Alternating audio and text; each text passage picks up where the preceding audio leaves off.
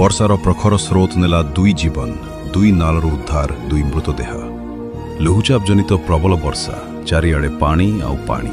କିନ୍ତୁ ଏହି ବର୍ଷା କେତେ ଯେ ଭୟଙ୍କର ହୋଇପାରେ ତାହାର ଏକ ଦୁଃଖଦ ଚିତ୍ର ସାମ୍ନାକୁ ଆସିଛି ବଡ଼ବିଲ ଥାନା ଅଞ୍ଚଳରୁ।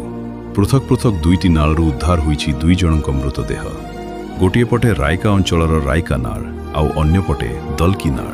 ଉଭୟ ନାଳରେ ବର୍ଷା ପାଣିର ସ୍ରୋତ ଥିଲା ପ୍ରଖର। ଏହି ପ୍ରବଳ ସ୍ରୋତରେ ଭାସିଯାଇ ଦୁଇ ଜଣଙ୍କ ମୃତ୍ୟୁ ଘଟିଥିବା ପ୍ରାଥମିକ ଭାବେ ସନ୍ଦେହ କରାଯାଉଛି। ରାଇକା ନାଳରୁ ସୁକୁମାର ମୁଣ୍ଡା ନାମକ ଜଣେ ମହିଳାଙ୍କ ମୃତଦେହ ମିଳିଥିବା ବେଳେ ଦଲକି ନାଳରୁ ଠାକୁରାଣୀ ବୁରୁ ହଟିଙ୍ଗ ଅଞ୍ଚଳର ଜିତେନ ସାମନ୍ତଙ୍କ ମୃତଦେହ ଉଦ୍ଧାର କରାଯାଇଛି।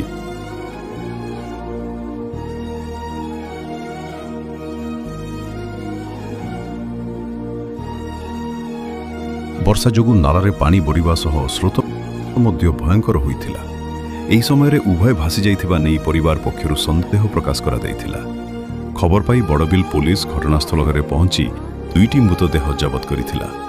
ପୋଲିସ ଅପମୃତ୍ୟୁ ମାମଲା ରୁଜୁ କରି ମୃତଦେହଗୁଡ଼ିକୁ ବ୍ୟବଚ୍ଛେଦ ପାଇଁ ନିକଟସ୍ଥ ମେଡିକାଲକୁ ପଠାଇଛି। ତେବେ ଦୁଇଟି ଅଲଗା ନାଳ, ଦୁଇଟି ପରିବାର ଆଉ ଏବେ ଦୁଇ ପରିବାରରେ ଶୋକର ଛାୟା।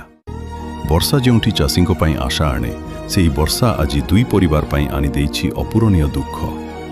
ଘଟଣାର ପ୍ରକୃତ କାରଣ କ'ଣ ଏବଂ କେଉଁ ପରିସ୍ଥିତିରେ ଉଭୟଙ୍କ ମୃତ୍ୟୁ ଘଟିଲା ସେ ନେଇ ପୁଲିସର ତଦନ୍ତ ଜାରି ରହିଛି।